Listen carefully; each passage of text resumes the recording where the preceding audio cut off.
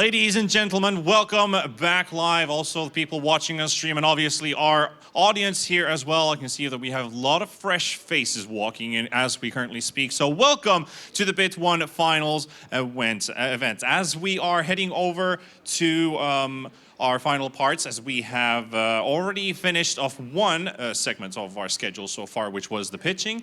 And we've got a lot more coming up as we are returning from our break. So this is more of a bit of an info package for all of our new people watching, new people joining, and obviously our old faces at a bit of a recap on what's up and what's going to happen. As it is soon, I should be 1 p.m. at the moment as we begin our game testing segment. I want to remind all the people currently at the corridor right now about to walk in that this is a competition. So you people can affect the final score in a sense, as we have all these QR codes placed at every team's booth. You can vote for your favorite game. You can test these games as soon as I finish talking. The favorite picked from the audience is going to win an extra 100 euros. And outside of these prizes as well, I want to quickly pick up that one.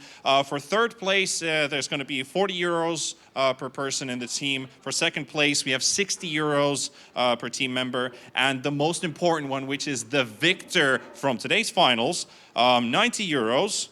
An audience for play stack.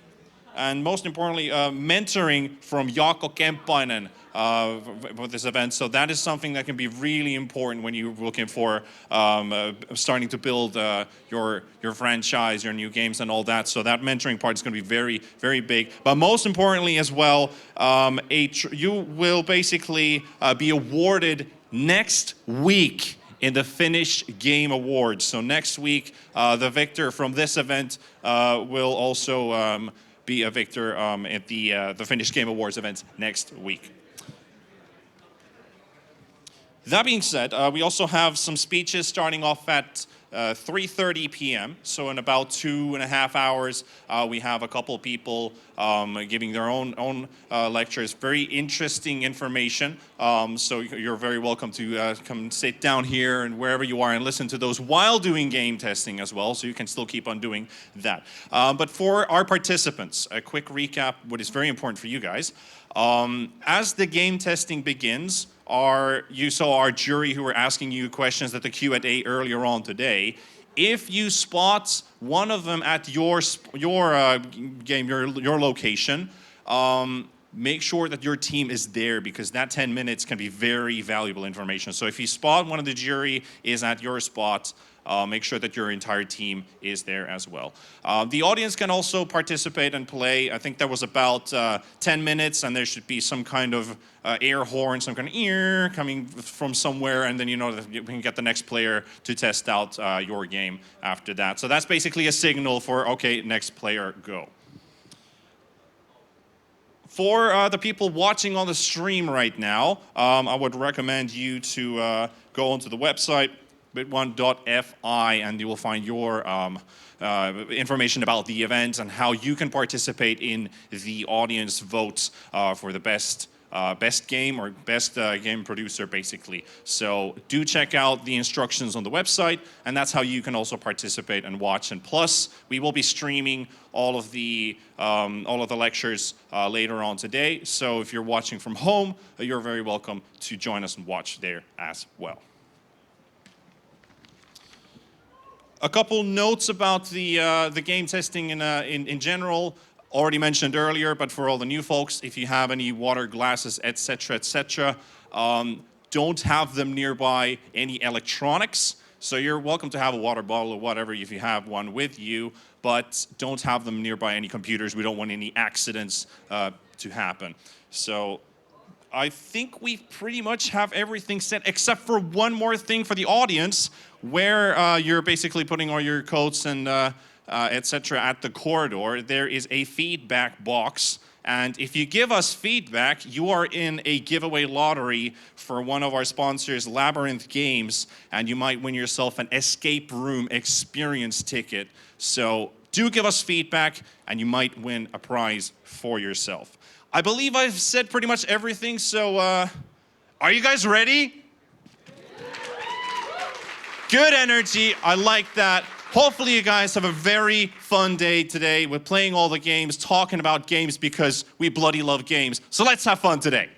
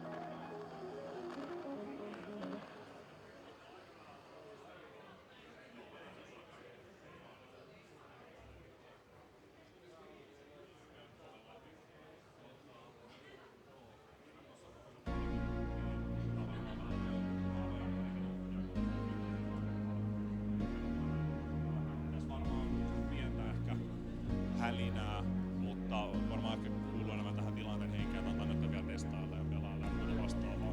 Niin Mikki ja Kikkari on valkoisen boksin päältä, eli käytännössä kun kävelet tästä lavalle, niin nappaat tuosta mukaan ja sitten lavan keskelle. Ja tossa on hyvä cover ja sovukorkeus.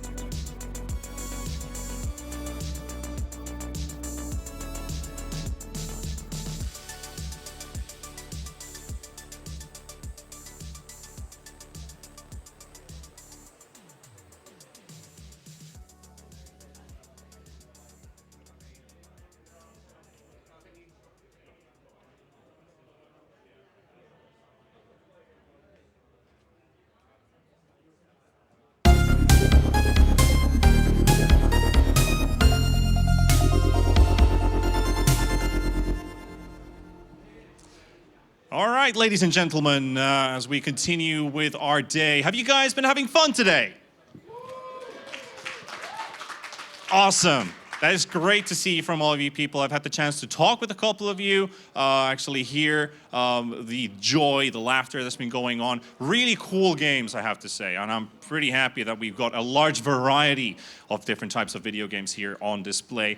And to talk about video games in general and things regarding the topic, we have a couple of speakers. So before I introduce our first speaker, you may continue to do as you were, but you may also take a seat and also come to listen what our speakers have to say, as these are some of our judges and a couple other special guests as well tuning in. So do feel free to tune in to listen what they have on their minds. As our competition is still open until near 5 p.m., a bit earlier than that. We're going to be closing our stalls, and at 5 p.m. we have the prize ceremony on who actually wins this Bit1 Finals competition. So do stay tuned until that, because after 5 p.m. with the prizes, after that the day is done. Well, without further ado, do continue to do as you were, or come listen to Jaakko Kemppainen.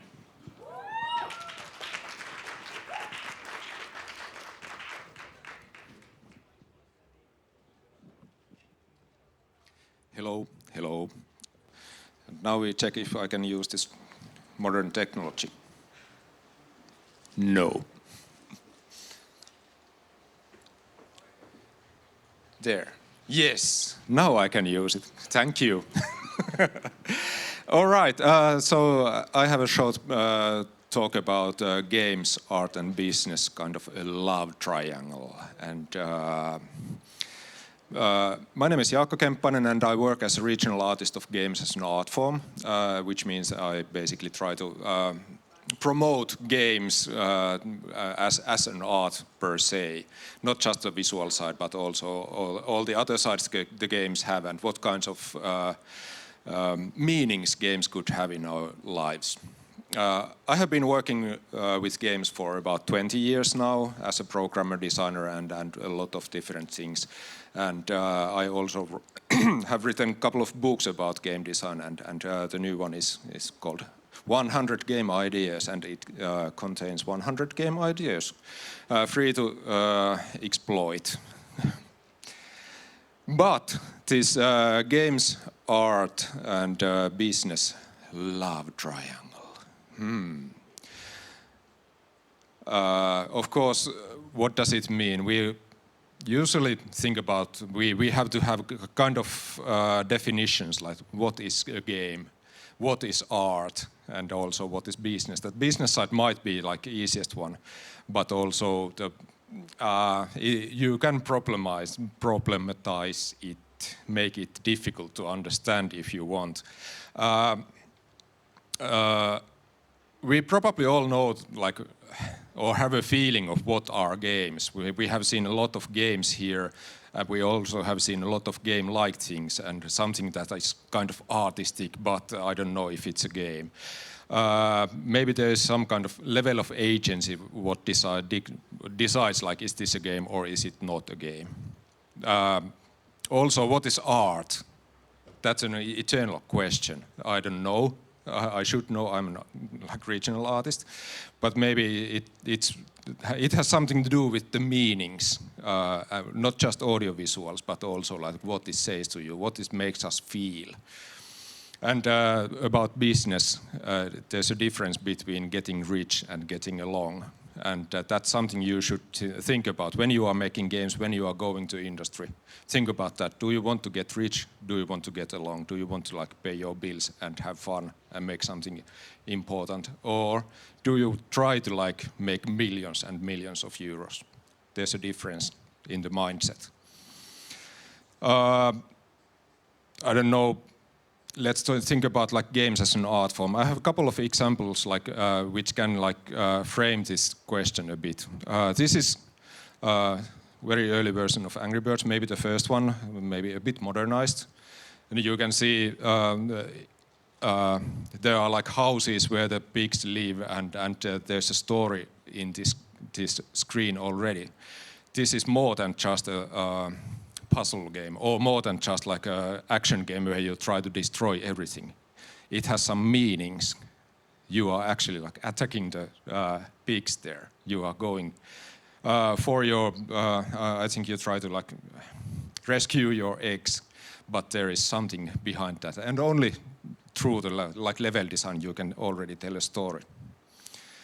This is like Angry Birds 2, and the levels are more or less generated. It is more beautiful, it has fancier graphics, it has bigger production values, but I couldn't find the meaning of this game, because the levels are more or less randomly generated. It also means when you come back to the level, it's a different level. You can't have like favorite levels and play them again because they are not the same and they don't have these stories built there, in there. So this is like, this probably makes more money than the first one and it's more pretty, but I don't have this feeling of like meaning. So here, both are games, they are great games. I don't know which one is more artistic, maybe the last one is more business-wise. But when looking at the games that we can find in stores currently, here is an example, Baba Is You. Wonderful game, definitely made as a wonderful game. I think people, the guy who made this was not thinking about, yes, I'm going to get rich with this. He was not thinking about, this is great art, I'm going to like tell people something about the world. So this is like very gamey game. But when you play it and then you start to think about it, then you can find there some like deeper meanings, and then you get too deep and you lose your mind, and then you have to have a vacation. Another game, The Witness. How many of you have played this? Okay. It's a wonderful game, beautiful puzzles that kind of evolve. There's like one thing, one basic puzzle thing that evolves through the game, and there are like 400 variations of the same theme there, gameplay theme. But this game also tells us something about universe, us as human beings. It doesn't say it straight, it just gives you hints, and you try to like figure out what the hell is this trying to say. But maybe a bit more going to the business side, definitely quite artistic and quite a lot of game.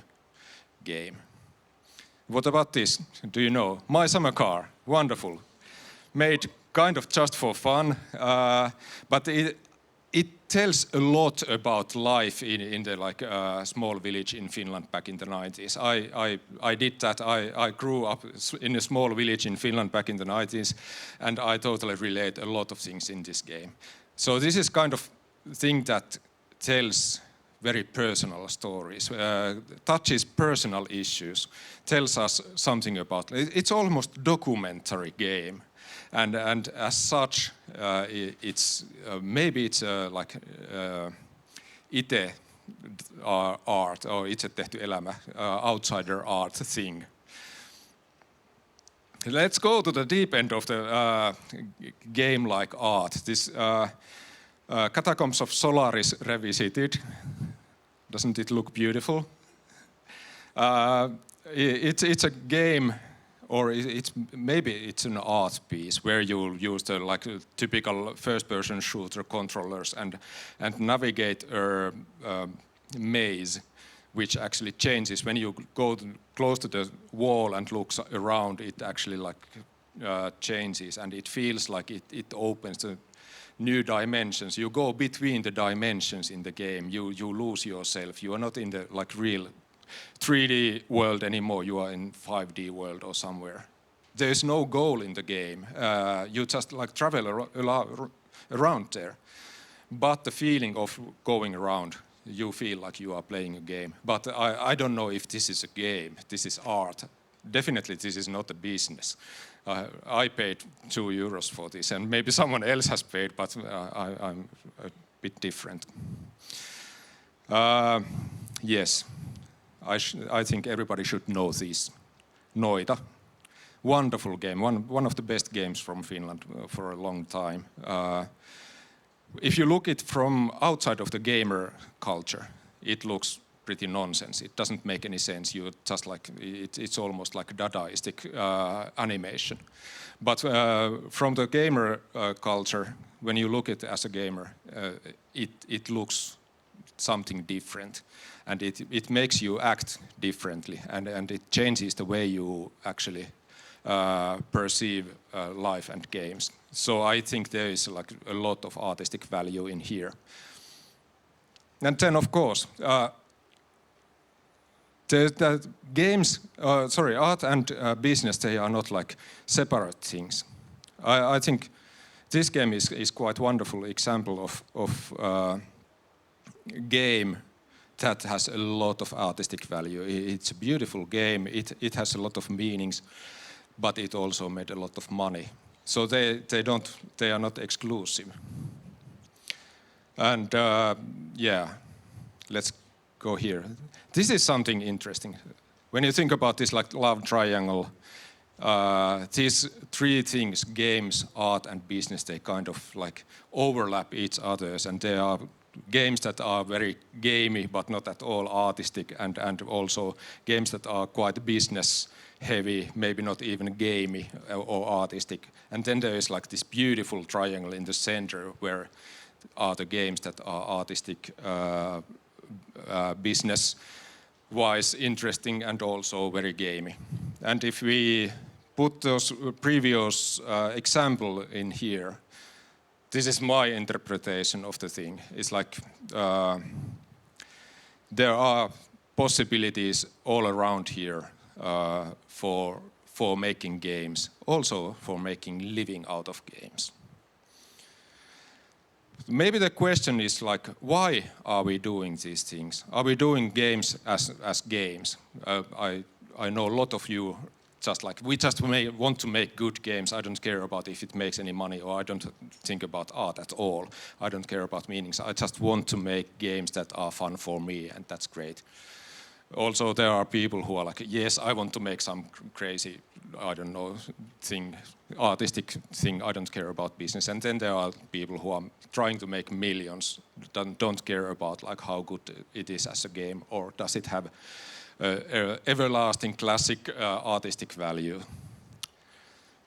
If you can find this like kind of combination of these three, then it's excellence, and there is something that lasts forever. And people, after 20, 30 years, people come to your game, they are still willing to play, they talk about your game. If you have a good gameplay, if you have something deeper to say, and also it has to sell a bit so people actually can find it and play it and they have this experience. So my thesis here is that business and art are not exclusive. Having strong artistic touch doesn't destroy the business. It might even make it better. It might make it last longer. There's a wonderful video of this like Terminator 2 and the Forgotten Art of blockbuster cinema, where Mike Hill digs through Terminator 2 and goes deep into like all the meanings of the film. And you can learn a lot about making games by watching that video. I would say entertainment helps us to forget, art helps us to remember. And this is something we want to have. This is like games that are both art, business, and good games. I still have a minute. Thank you.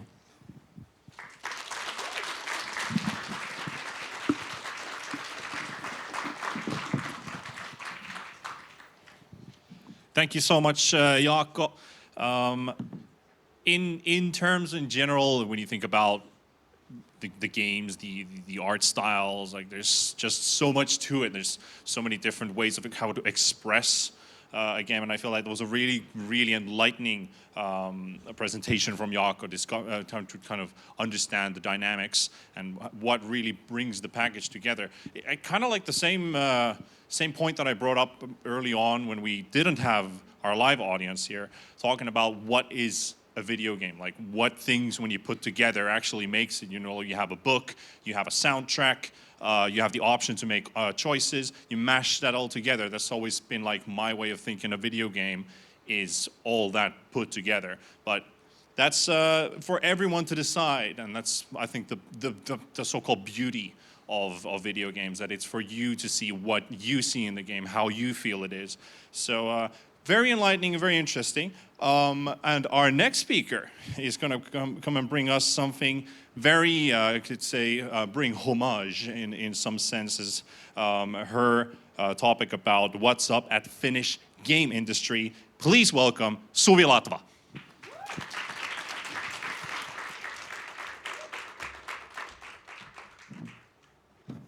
Hello. So I'm Suvi Latva. I'm Chief Business Advisor in Neogames Finland, and I really appreciate Jaakko as representing art that you said that business doesn't exclude good art in the games, and that's something that I truly agree.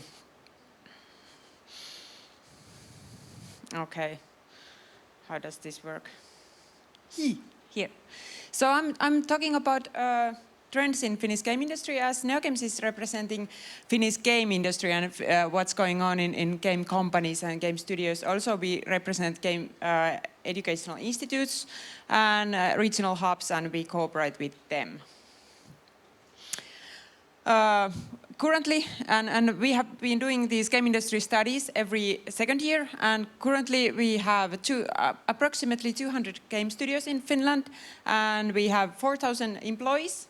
And actually, there is 28% of the employees are non-Finnish, so we are having quite diverse folks here in Finnish game industry.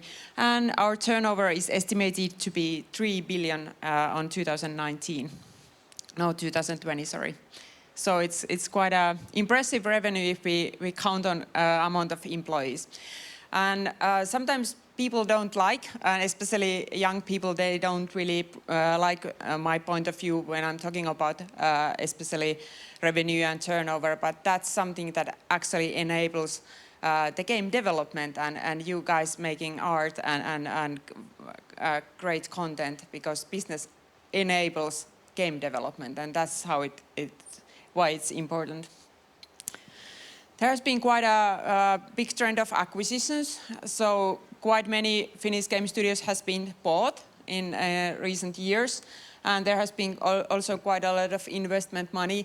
And it doesn't mean if the company raises funding, private funding from a private investor, it doesn't mean that they have sold their souls.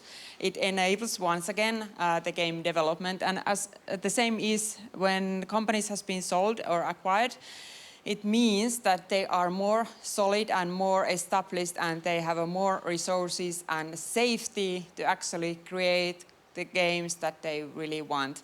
And the trend has also been so that when Finnish game studios has been acquired by foreign corporate, they still are able to kind of have their independency and still like almost be like a small company and an independent company, but without the stress that you might have. How will you be able to pay your next salaries for your employees and so on? So that's why it's actually a good thing. And also it means that when we have had these kind of acquisitions, it kind of makes the whole game industry more established in Finland. But also after a few years, there is expected to be some kind of new wave of new studios which have more experienced entrepreneurs. And also, what is good in the established game industry? It means that there is more room for new youngsters, new juniors to enter the game industry. So that's kind of good news for you, even though that sometimes it might feel that those are not representing always exactly what you would prefer. We have seen your great demos here, and I know that sometimes it might feel quite not so easy to approach that there is a match 3 mobile games or something really casual. But I would encourage you to kind of try to find your own approach in the games which are not necessarily representing that type of games that you prefer at the first sight. But I would say that there is always an opportunity to see also what could you add in or bring in the different kind of genre, which is not necessarily your priorities, in your personal priorities. But something that we are slightly worried, I don't know, should we be, but the amount of new studios is decreasing year by year. So I normally say always for young graduates that please consider twice that if you are actually willing to found your game startup just right after you have graduated, because it's hard and it's not getting any easier. The competition is really hard at the industry at the moment. So I would still encourage you to think twice. But I also know that you are getting more, like every year the people who are graduating from school are maybe a little bit more experienced, or that the skills are also higher in your side. But one good option, which I strongly recommend, is that you go first to work at the existing company and you get some experience of the realities of the game industry, and then maybe after you have few years of experience, maybe then you are more ready to fund your game studio. And if you decide, and in any case when you decide to fund your game studio, think more than twice if you take a loan with the personal guarantees, that you should be really careful that you won't get any troubles regarding the financial stuff. But as I said, there is less new studios, but there are more experienced startups, which is a good news. And also what is a trend existing at the moment is that there is less new games every year. And I mean a lot less new games every year. So that's something that I don't know. I would strongly encourage you to release games and so on. But one thing is that of course the games are nowadays more like service based and they last longer. So it's not that every year some games can last like 5-10 years. No, maybe not 10, but at least 5. So it's not needed always to have a new game every year or even every second year. But regarding, as I said, regarding those acquisitions, people normally, many times they after being a while in the bigger corporation, they finally want to kind of make true of their personal desire to found a new game studio. So I think that there is going to be new wave of game studios, and that's of course if there is more experienced people with you, then it may be easier to hop on the startup, even that you would be quite junior by yourself. I'm not going to give you a lecture of the history, but I just want to show it because that of course we can learn something from the history, and as you hopefully know that Finnish game industry was not born on yesterday, so there is a quite long history already. But something which has been quite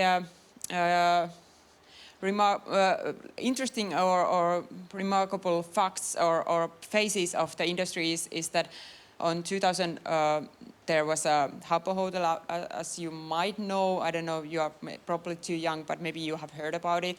And of course it's still existing, but it was kind of first pioneers of virtual goodies, or which you could actually buy in the game. So like a first step of in-app purchases or something like that, and kind of service-based games.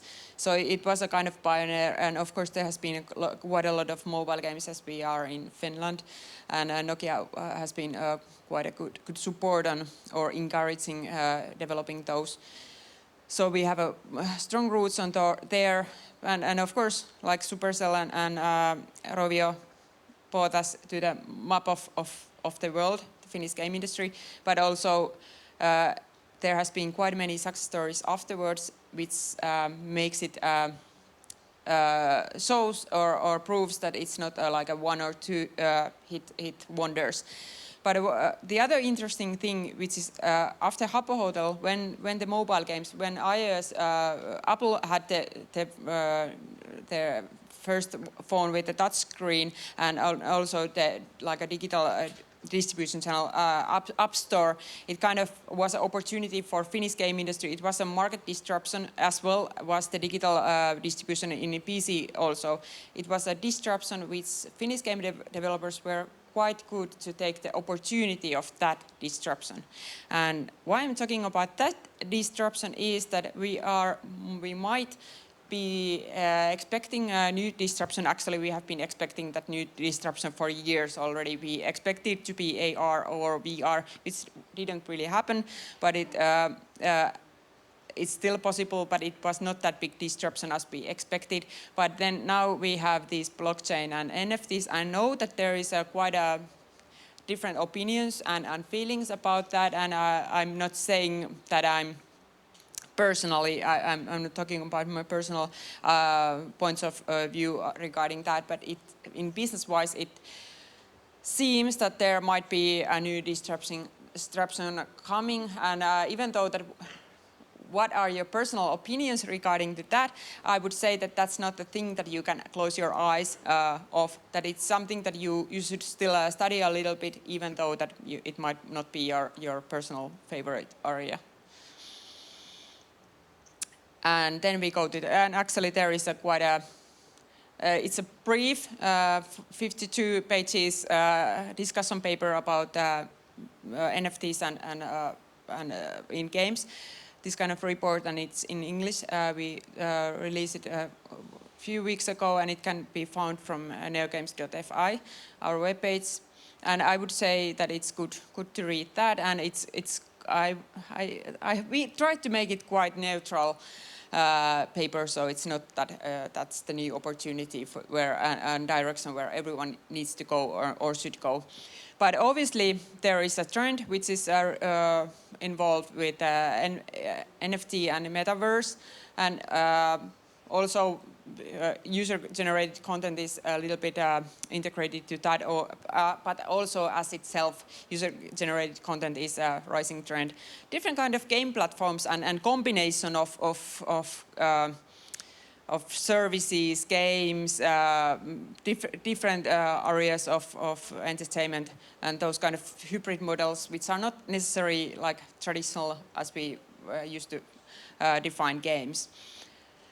And there is, as I said, there is a lot of competition, and it's hard in the game industry. And I think that in the jury also mentioned regarding mobile games that there is quite a lot of competition. So it's a hard thing, and it's hard to get the visibility and find your users in mobile games. And actually, these NFTs and user-generated content can be one kind of opportunity in there. But I don't know if it's actually realistic for small studios. But due to those acquisitions and investments, and of course of the years of the development, and there is quite a lot of veterans already in Finnish game industry, it means that our industry is now quite stable, and it's really good for you young people to graduates to find your position in the game industry. It's much more easier to find a junior position when there is a solid and stable industry existing, which we now have. And also remote work is more common nowadays, and it might be easier for especially those people who are not living in capital area, which is in some sense the most established area, but there are actually quite a good hotspots all around in Finland, also in Oulu, Kajaani, and Turku, and Tampere, and Kotka. So there is a lot of opportunities. But anyways, remote work is an opportunity nowadays. And I have 1 minute left, so go playfinland.fi. There is the game industry report. Join Play Finland Facebook group. You don't even have to be in the Facebook to follow it because it's public group. There are a few flowcharts how you can enhance your opportunities to find your position in the games industry, and that's it. You can always send me an email, and I try to respond. Thank you.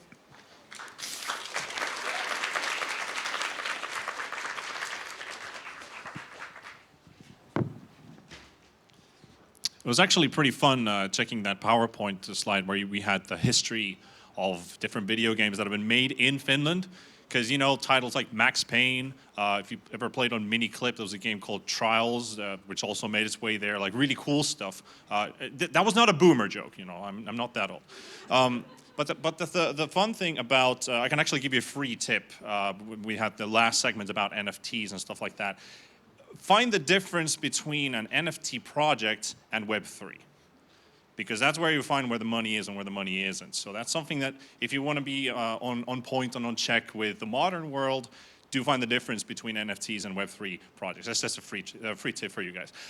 Anyway, moving onward, our next presentation is going to be a pretty interesting one in sense of, I would say, I mean, I've studied social services. I just graduated in December. Self-discovery and understanding, and I also did some stuff on my thesis about what kind of players you are. Are you an immersive player? Are you a social player? And I think when we put that into game design, you might find something interesting from this next one. Please welcome Jon Jelinski.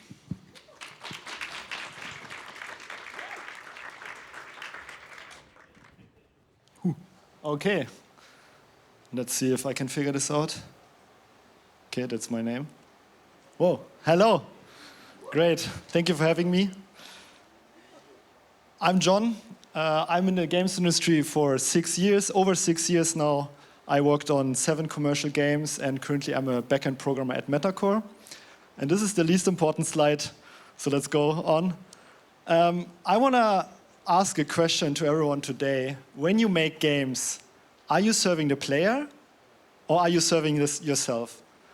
This is a question which was very important in my career, and I feel the moment I really started to ask myself that question, I really became a much better game developer, and I feel that the games I was making, they also became much better. And I want to explain today why that is. So let's start with a little bit with the story time. A few weeks ago, I was asked to talk in front of game dev students, in front of you, and I was thinking about what is something I would like to share, what is something I would have liked to hear when I was in your shoes, dreaming about a job in the games industry, really like being passionate about games, wanting to make great games. What is something that I learned over the years maybe that really changed how I make games? And I had this opportunity very early when I was still studying that I got an internship at a games company back in Munich. And it was such a great opportunity where I knew that I'm just going to show them I'm so passionate, I'm so capable, so that I surely get hired, and then my dream will come true and I will be able to make great games. So I'm a programmer. So as a programmer, I was thinking, what could I do to really show it to everyone, that I'm so capable and passionate and that I can really do a great job. And as a programmer, you write code, you create technology, and I was then thinking, I was just gonna make the best code ever. I'm gonna make the craziest technology, and everyone's gonna like me, and I'm gonna get hired. So I did that. And with every feature I was working on, I was always thinking, okay, what can I add to that? Is there some other crazy thing I can add on top of that? What are some like, can I make some internal UI really beautiful and things like that? And I was also always thinking like, how can I impress my programmer colleagues? I found some new way of programming something. Okay, let's use that. That's really fancy and really cool. And it worked. Now I'm still in the games industry, so I didn't do everything wrong. But over the years, I was kind of asking the question, what is my goal here actually again? Let's go back to the very beginning. When I was playing games, dreaming of becoming a game developer, and I was thinking about, what is my goal? What is the why? Why am I making games? And for me, the answer is I want to make great games, and I want people to enjoy those games. So with that kind of question in mind, I realized, how do you make a great game? Is it complex technology? Is it some beautiful art? Is it some super smart game design systems? Things like that. And I think that they can all play a part in that. And if it's good for the game, if those specific things really are what the game needs, then it can really create a great game. And the important question here I realized is that are those things, is the complex technology, is the beautiful art, is the smart design system, is this really serving the player or not? So, because one thing to think about is that making games is hard. That's really, I think everyone realized this the moment they started making games. And if we lose ourselves and focus too much on making some beautiful art, some complex technology and things like that, we need to spend a lot of time and energy and resources on that. And the obvious problem is that all of those things are unfortunately limited, especially in the games industry where the competition is so tough. So with that limited time and things like that,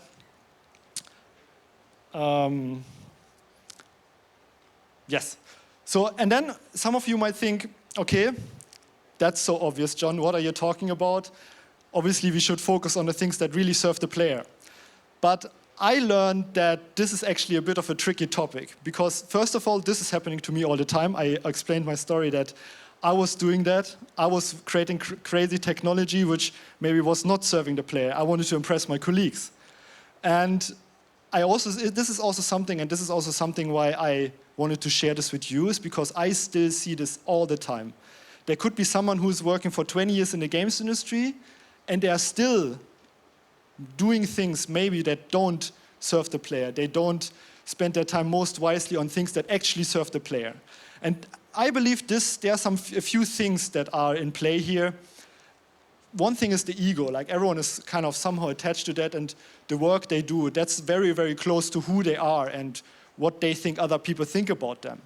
Another thing is maybe imposter syndrome, that you might think like you're not good at your job good enough and everyone assumes you're an imposter, so you gotta make some crazy stuff so you can convince everyone otherwise. Another thing is you want to impress your colleagues. That's what I was doing. And one other thing as well is that doing something and basically start walking always feels much better and feels much easier than to step back and reflect. Because there you need to be like very honest with yourself and maybe realize that some initial things you thought you wanted to do or you should do are not good. But in my opinion, that time invested into really stepping back and really reflecting on, is this thing I wanted to do, is this really serving the player or not? And I think one additional thing also to think about is not only what is something we should do, how should we do something, but I think even more important is what is something we don't have to do.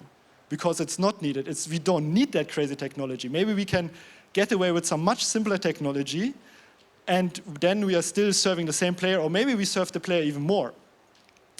Because the summary here, in my opinion, is that as a game developer, your job is not to make complex technology, your job is not to make beautiful art, your job is not to design some smart systems, your job is to serve the player. And to do that, you might do all of those other things I just mentioned, but that's your main priority in my opinion, and I think it's very important to always keep that focus, keep that as a mantra. Are we, with what we are doing, really serving the player or not? And if you do that, if you keep that focus on really serving the player, then a few things will happen. First, I think you will get things done faster, or you kind of create a certain feature you want to try out much faster, because you didn't focus on making it complex or like make the tech behind it very interesting and complex, and it allows you to iterate more. By always keeping the focus on is it really serving the player or not, you will automatically as well better serve your target audience. Just realizing that you have a specific target audience and really focusing on that will already make it much better. And another thing that that's really close to my heart is that when you have spent 3 months implementing some technology, some crazy code feature, and then you realize your players hate it. It's so hard to get that out of the game again and remove it again. But you need to do that because removing that is better for the game. So I believe that if you really focus and keep that in mind, like, am I serving the player or not, you are able to do all of these things, and that will make you, like, allow you to make better games. So, too long didn't read, or for anyone who just woke up, In my opinion, my advice, my takeaway here is be pragmatic, be humble, and focus on what serves the player. Thank you.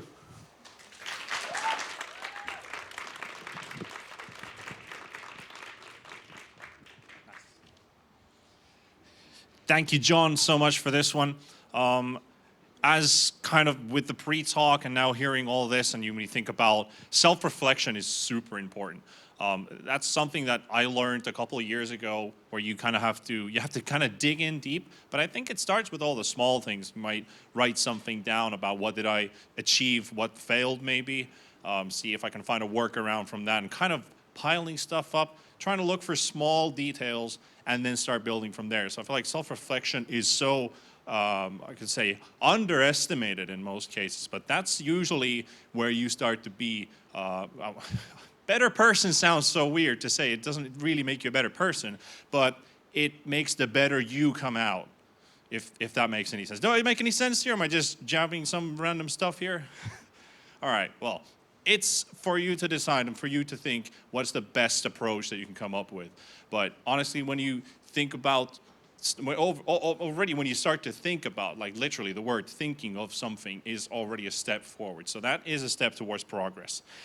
That brings us to our final speaker, one more to go, where we are talking about a very important topic, especially when we talked about diversity, we're getting to that. So to speak more about the professional, the expert on this topic, let's bring out Elina, Sievänen.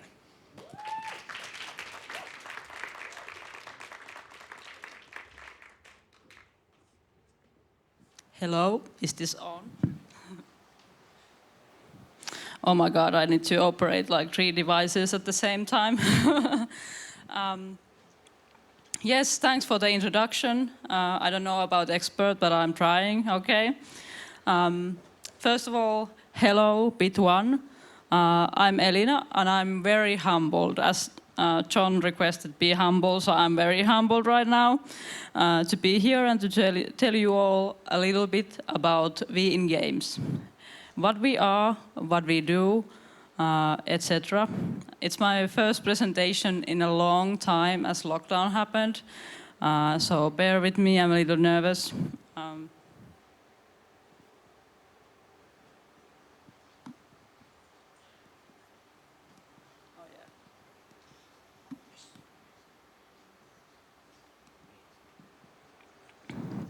So, Bit1 Games. We are an organization, a society for everyone interested in supporting diversity, inclusion and accessibility in games and game places. We started and continue to be a network of current and future developers, simply people who were interested in connecting. We are here not to divide, but to connect. To connect people from various backgrounds, to create truly open and mixed community where people from different backgrounds can come together to apply for universities, to apply for jobs, to start companies, to design and develop games. We unite in diversity.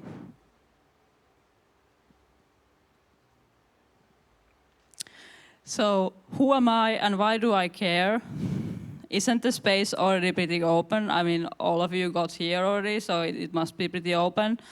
To answer this, I want to introduce myself first and then tell a little bit about my motivations. So, my name is Elina. I've been in games for a few years now. I've studied 3D in Metropolia, as many of you have. I didn't get in the first time. So I opted to study games for a year, then I reapplied, and now afterwards I think having that as a side quest was great, but let me tell you, it didn't feel nice the first time I applied and the letter came and yes. Now, currently, I work as a rigging artist at Remedy, which means I fight really obscure problems related to character defamation. I do a lot of weight painting and programming, and if you have tried any of them, you either hate it or you basically became a programmer or a rigger. Related to favorite things, I like robots, computers and coffee, I mean who doesn't? And on my free time I play Going Under on PS4. It's a really good parody game about how it feels to be an intern set on an impossible quest. I really do recommend it.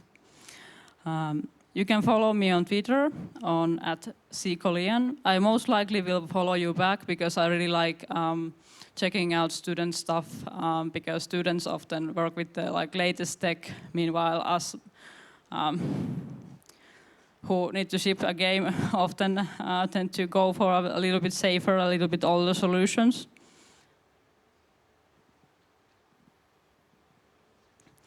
So to why? Everyone's motivation is a bit different, but personally, I think, as many of before me, both Suvi and Jon said, making good games is extremely hard, as some of you know. Our game dev circle is small and it doesn't get that much bigger abroad.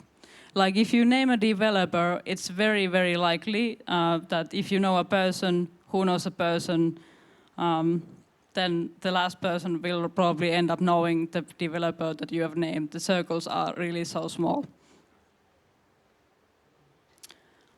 Finland is also small, and as with every country, not everyone thrives here. Someone needs more sun and less personal space, and that is very okay. However, someone will be the opposite, and we need those people.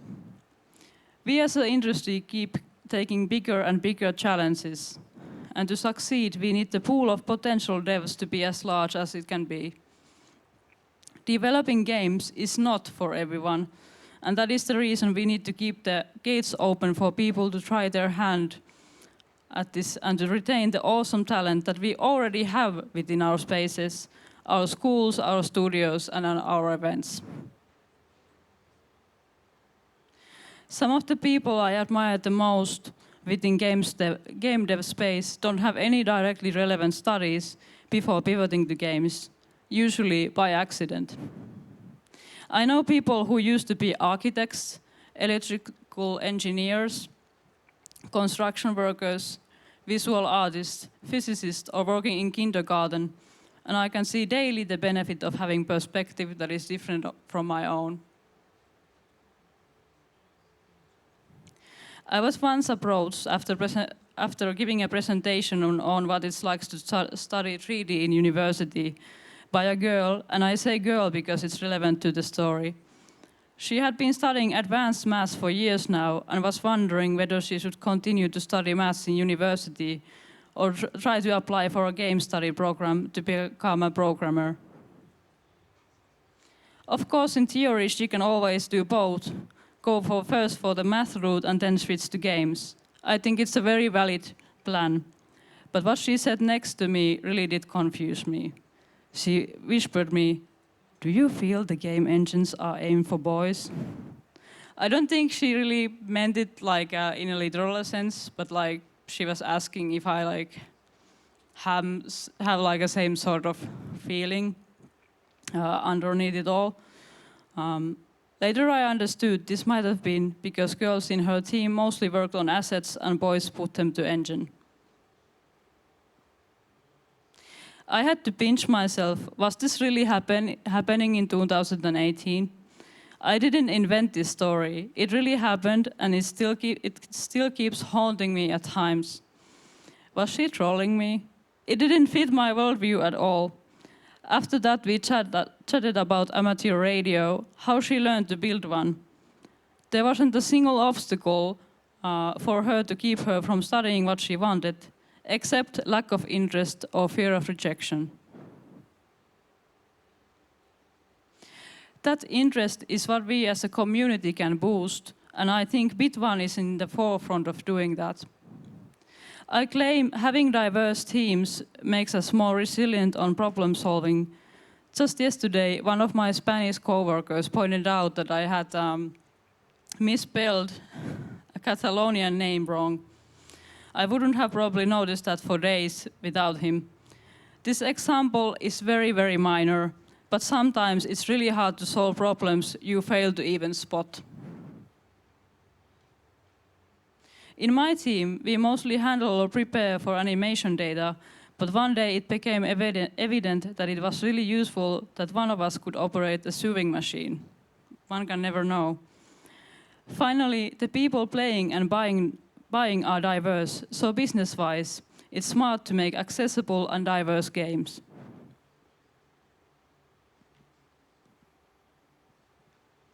So then, what is WIGFI actually doing? Well, we have a yearly mentorship program. Any WIGFI member with related experience can apply to be a mentor, and anyone on any level can apply to become a mentee. So maybe you are just starting in game industry, like maybe you're a fresh graduate or a person who is actually working on a totally unrelated field, but feels kind of like maybe I should do the switch. Or maybe you are doing graphic design and you would like to really get some mentoring for your portfolio, for example. Then we are hosting a Discord server for our members who are developers or people interested in game industry. There's a regular chat and online events there. Then we also promote and help other organizations with a shared interest in and outside of our industry. For example, I'm currently wearing a nice reflector by Game Makers of Finland.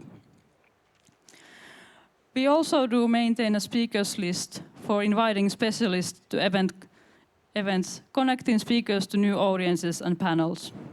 By the way, the speakers list will be updated soon, and we always welcome new additions.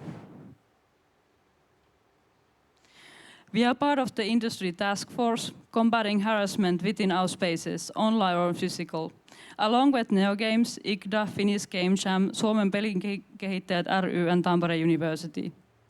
Then we also have a big project with the National Council of Women of Finland, backed by Finland's Ministry of Justice, called Gender in Play.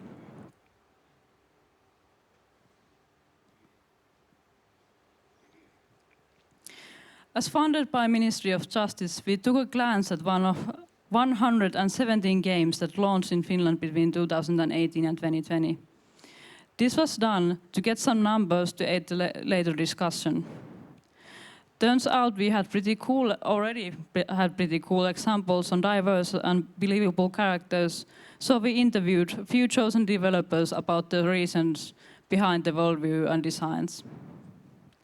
Since then, we have released 7 publications on the topic. Do check them out at the blue link at the bottom of the slide.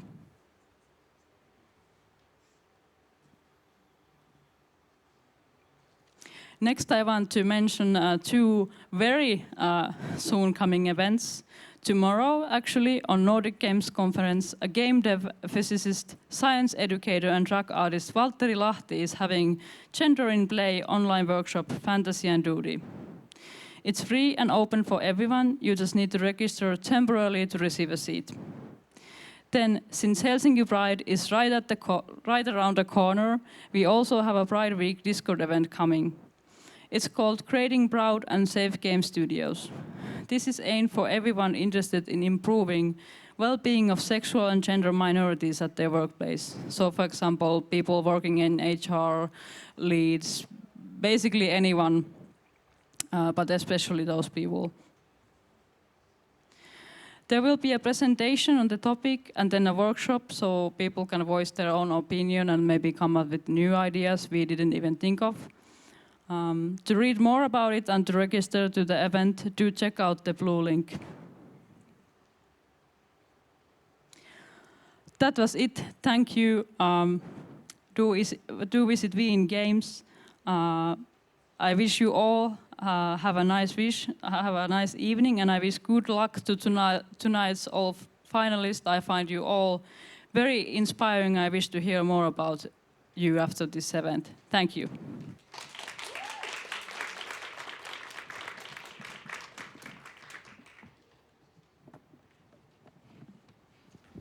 Thank you so much, Elina, and our beloved audience and our people watching on Twitch as well.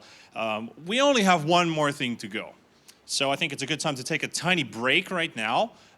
Still time to play some games. Please do play some games. And vote. The QR codes on every stand. Take a phone, take a picture, or you don't even have to use a picture necessarily. We'll just scan the code where you go to the website to vote for the best game. And who is going to win the Bit1 Finals 2022? I want to quickly recap the prizes. So our audience favorites will win 100 euros on top. Our third place victor will get 40 euros per person of the team. Second place, 60 euros per person. And the first place prize is 90 euros per person, an audience for PlayStack, mentoring with our first speaker, Jaakko Kemppainen, and the next week's Finnish Game Awards trophy. So all of that at 5 p.m. sharp. So until then, enjoy the event.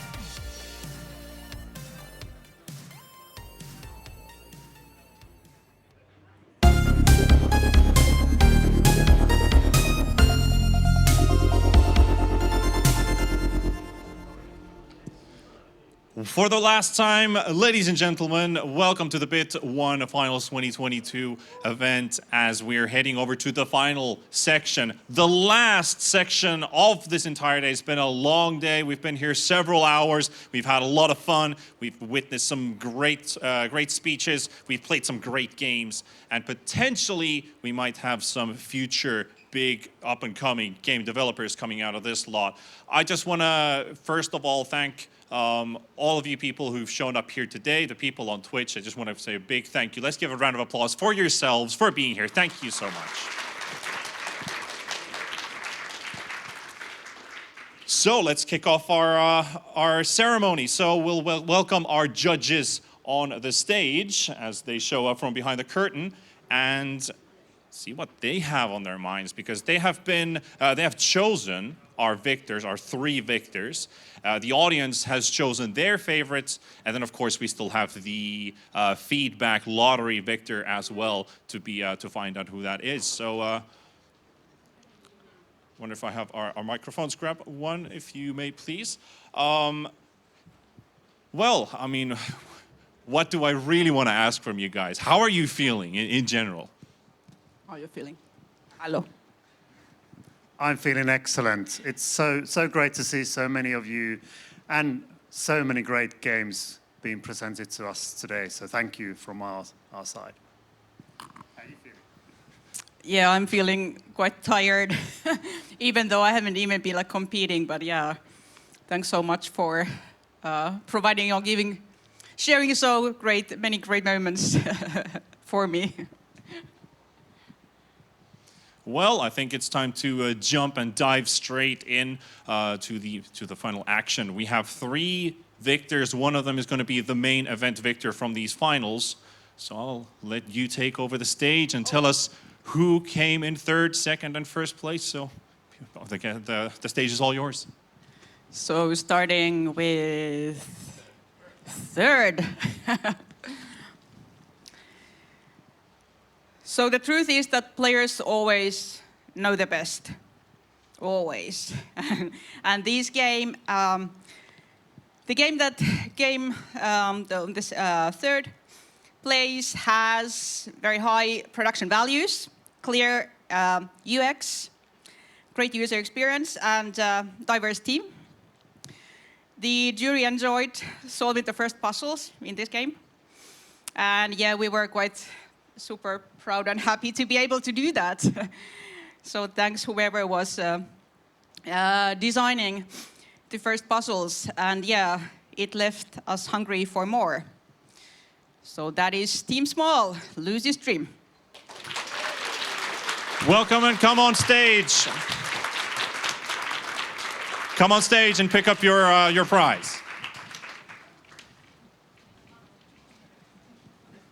And of course, we have our official diploma. Lady Ito is also here, so.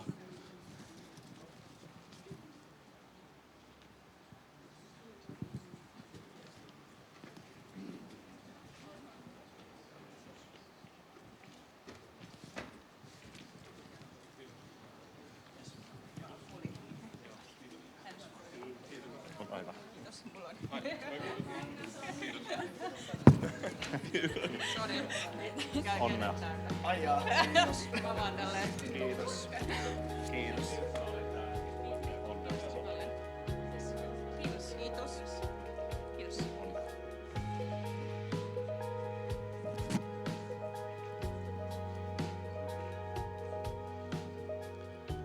Then for our 2nd place, Victor, or who came 2nd.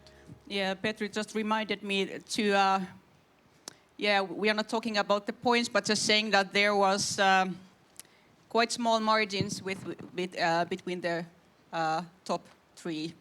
So yeah, you should be super extra proud. But okay, number 2. Okay, this game. This is a game with unique artistic vision in a form of an enjoyable gameplay. The jury sees a lot of potential in it, but was a bit challenged with the isometric design combined with the keyboard controls.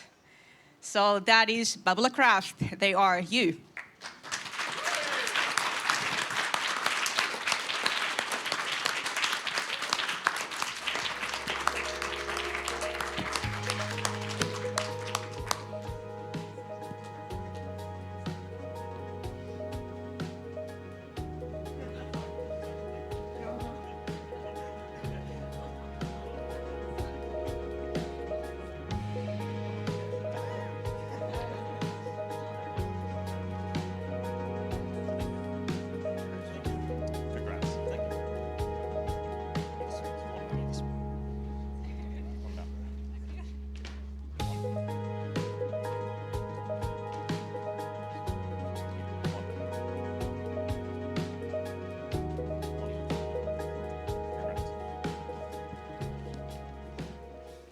What a suspense. Okay, let's reveal the winner of Bit1 2022. What a fine, fun and to-the-point experience it was. Technically, well-working game, simple controls, good game design, great level design. This game was easy to get into. It was well-fitting with the planned target audience. And the jury thinks that this game shows potential and could be easily expanded with new maps and skins. That is Normal Games Riflemen.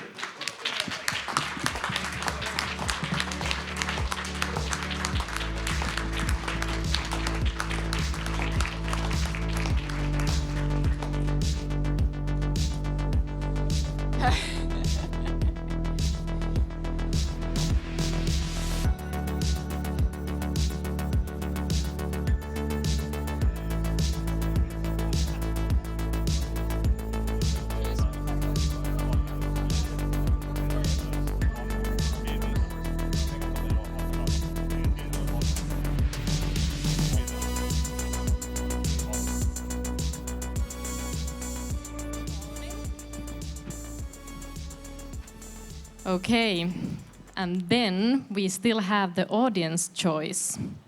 So there was a lot of votes for, so thank you for that. And the audience choice was Team Datavi. Godspeed.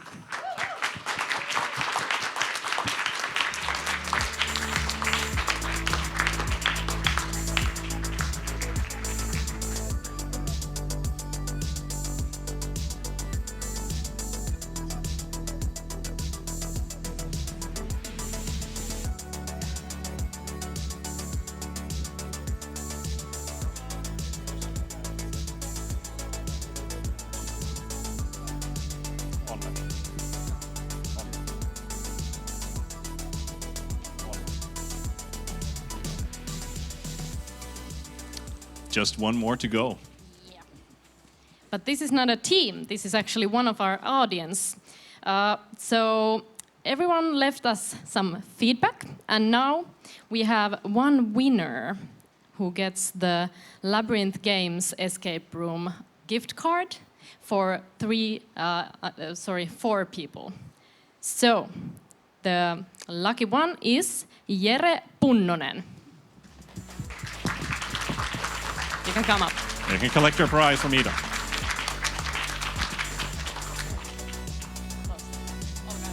Now, if I can please ask all of our victors to come on stage for the group photos. Nice small teams.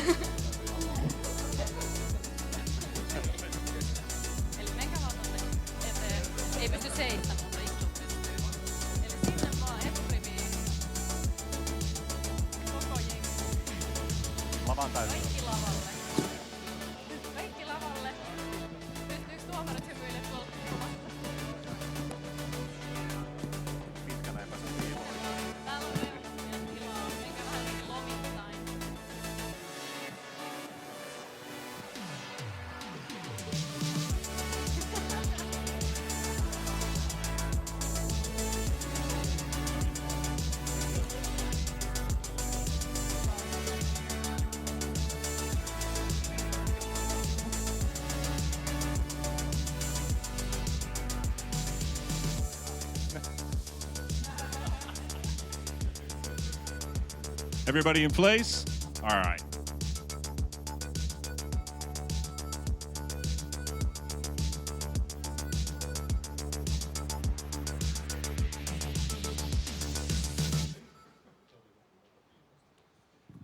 All right, thank you so much. An applause for everybody.